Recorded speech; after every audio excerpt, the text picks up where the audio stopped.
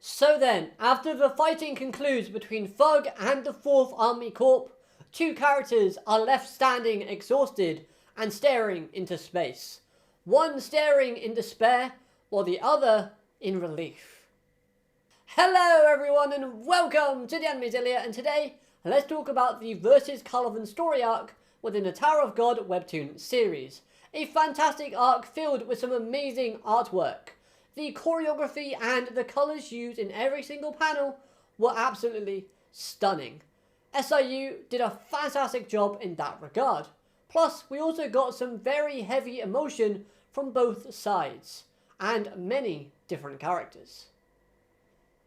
So then, the real focus within this arc revolves around Kallavan and the 4th Army Corps, giving us that emotional arc feeling, as we see Kallavan having to watch his own men and women, no, his own friends, get sacrificed for what seems like a pointless reason. Because at the end of the day, these actions from Jihad's forces, I think, were rather stupid, as the results only serve to hurt/hinder the actions and judgment of Librick Khun, the Corps commander who gave the orders to self-destruct their flagship in order to try and take out the cage. Because here's why. In doing so, sacrificing their own men for a pointless endeavour because the people on the cage all survived thanks to BAM. You've managed to power up the legendary slayer known as White. Because White took the initiative in absorbing all those souls that were sacrificed in that self-destruction. So in that regard, White's pretty smart. But at the same time, you've lost the allies that were strongest for you in that fight.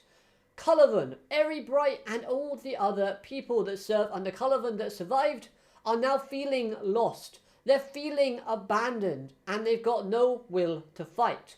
That's why Thug managed to win and are now moving on to the next wall. Now obviously Librick Khun had his reasons. Logically sounding, reason number one is kind of okay. The members of the 4th Division ultimately were more loyal to Kallavan than they were to Jihad. And when you're fighting under the king's name, loyalty to that king is key. That is crucial to have. But here's the big issue. He is the big issue. Like we said, they were more loyal to Kallavan.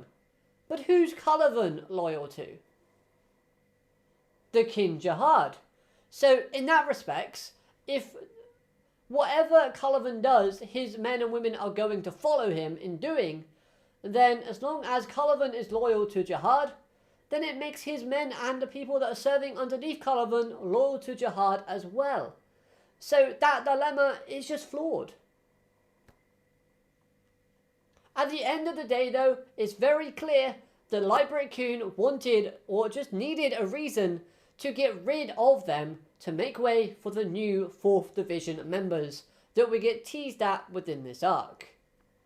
My question to him, however though, was it worth it? Because now you've actually made enemies out of your own allies. Kallavan obviously is going to want to get revenge. I don't know about Eri Bright and the others that survived, but Kallavan is definitely someone you do not want to get on the bad side of. And now Jihad's forces are going to have to face him, presumably. But again, you made Thug stronger. You've given Thug a massive mental, motivational boost, which is something you don't want. Okay, now let's move along to Aguero Khun. Now, his involvement was rather wholesome, giving that speech at the end, highlighting the fact that Bam should hold on to those feelings, the pain that he holds after using those souls. As is what makes him different from characters like Khun and White. This is what keeps Bam feeling human. That speech I thought was rather great. We don't see too many speeches like that from Khun, but when they do come, they're really impactful and they're just so sweet as well, especially when they're embracing. We knew how sad this made Bam feel, and Khun acted like a real good friend here.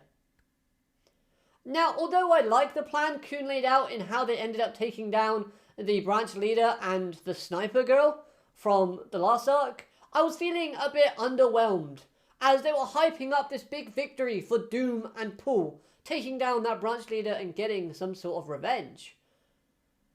But then, they just kind of make Jihad's army kill each other, which was visually great, like it looked visually amazing, but it continues the theme of showcasing Jihad's army being fools in comparison to our main protagonists. Like, they just don't seem very smart and coordinative. That's just my only nitpick here. And lastly, for Khun's character, his use of the word pawns was rather cocky and arrogant. I'm sure most of his allies would probably kill him if they heard him calling them pawns in his plan. Be careful, Khun. That tongue might get you into some trouble. However, with that being said, one plan that Khun has been carrying out, which led to the rebirth of a glorious legendary slayer known as White, finally the results were shown, and what was following was brilliant. First off, I love his design at full power. White's design, mwah, brilliant. Love the colours, love the flow of it, it just has that amazing aura to the character. And seeing the difference in power that White can now output when facing Kallavan was especially amazing. Even when you compare it to their previous battle at the Wall of Peaceful Coexistence, it's night and day. The story writing here was so perfectly executed that you could experience the level of power White has gained to close that gap between himself and Kallavan from their previous battle.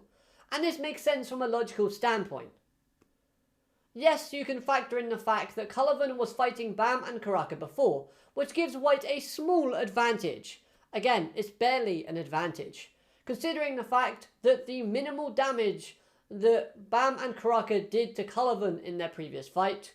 The only real argument you can say here is that Kallavan lost his hand mostly because of the damage that Bam inflicted on him in that 2-on-1 scuffle before. Apart from that, Kallavan was pretty much at full and using both arms when going up against White. So it was just an epic battle to see unfold.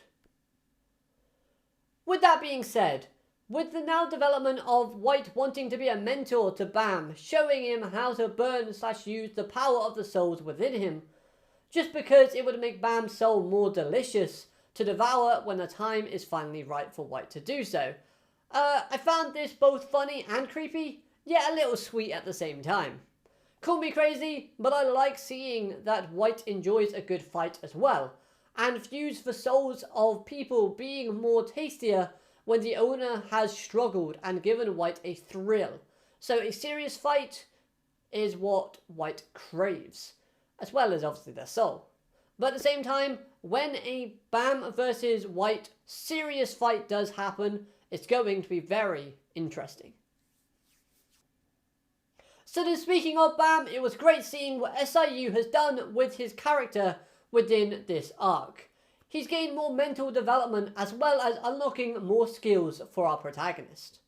He can now use level 2 transformation to create a shield, which I think looks amazing in terms of its design, and hopefully we see Bam use this skill more in the future and learn and develop his traits with it, because I feel like we can see something creative with this in the future to come.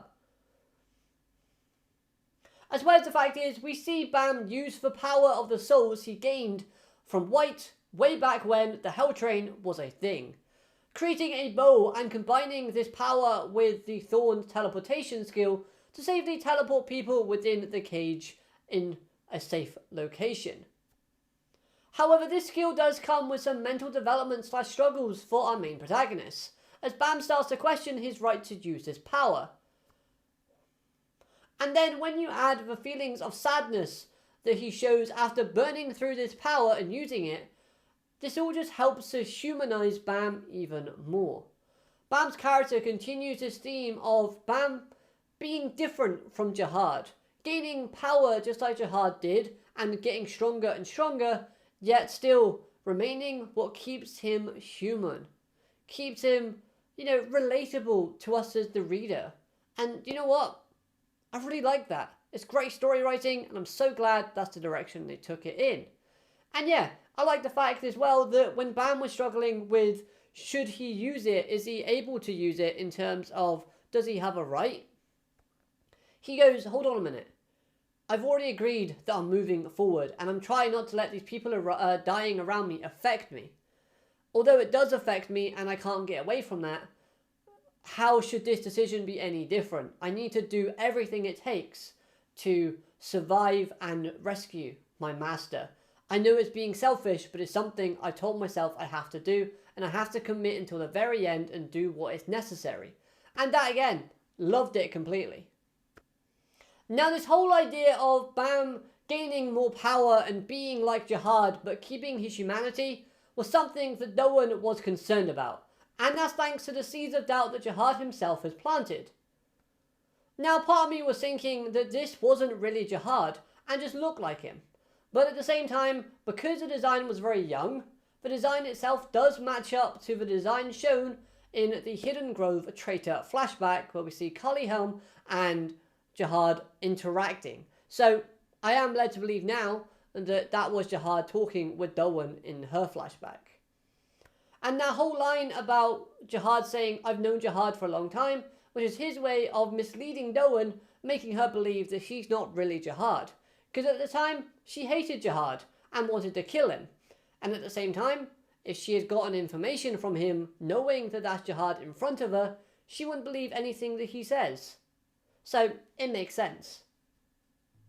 Now personally, I don't really care much about the reasons the Hidden Grove traitor had for betraying the Hidden Grove. After all, the heroes were sealed away, but it was slightly emotional seeing how much he just wanted to have a good life with his friends. And he couldn't do that because of the war. It kept creating conflict. He felt like he was an outsider. So it was a little bit emotional, but at the same time, I just really didn't care if the character died or stayed alive. To me, we didn't have enough time with the character to build up a connection or a bond with him to kind of care if he was self-sacrificing himself. I mean, it was kind of cool and a little bit noble, but at the same time, we're just going to move along. But I was more sympathetic towards Doan, her dreams and desires for a normal life, and I want to see it happen for her character. I genuinely feel sorry for her and care about this character because we've had time to connect and see what she's all about. And I would like it if she actually found some happiness at the end. I am of the belief that both herself, Doan and Char are going to die because it kind of makes an impactful statement within the story if they were to die. But at the same time, I just want her to be happy so she can have that normal life and just kind of leave the war behind and finally get rid of this warrior burden that she's been carrying. I think that'd be great as well. Overall though, I like this arc a lot. It was filled with a lot of information, great character moments and a brilliant fight scene. Plus we got the return of Love and Augustus. They look to be on Folk's side, which is rather interesting. But they did also slightly tease this a little bit way back when, at the start of Season 3. Because Ivankel was talking to Bam, saying that some weird things are going on in Jihad's army, and someone under the name of Gus wants to join you. Now, of course, at the time, we could have connected the dots and thought Augustus, Gus, but I find it weird that Love is there. Because Love is ultimately against Jihad. He's got a vendetta against them, hence to why his actions towards Viole back in Season 2. So, I'd like to see how they manage to convince him to tag along. That'd be pretty fun. However, that is all I've really got to say for this arc. It may not have been long, but I think the pacing was really good, the artwork was amazing, and the storytelling was superb. So let me know your thoughts in the comment section down below on what you thought of this arc versus Kallavan, and I hope you've enjoyed this review. If you have, hit that like button, comment, subscribe, all that good stuff, and let me know your thoughts in the comment section down below. There is a question posted in the comments, so let me know your thoughts on the answer to that question, and I'll see you next time. Have a great day. Alligator, madanit. Goodbye.